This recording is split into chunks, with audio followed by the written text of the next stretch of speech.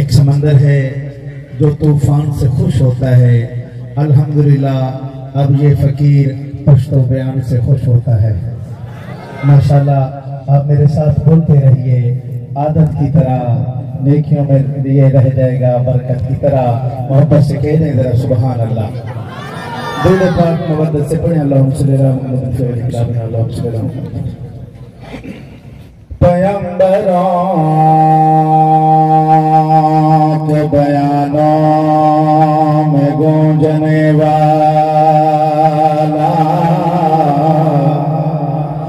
पैगंबरों के बयानों में गूंजने वाला वो नाम सारे ज़मानों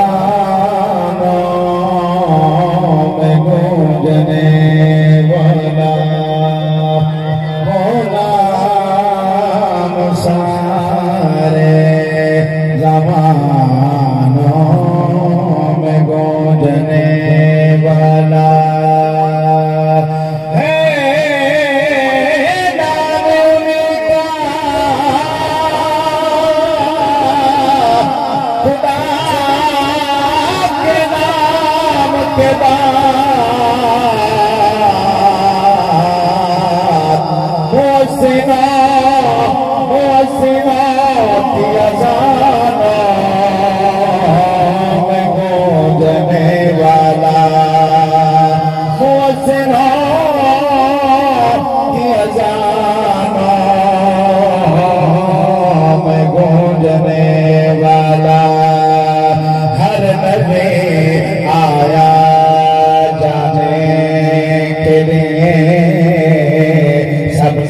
अच्छे खलील अच्छा कलीम अच्छा, इन सारे अच्छों से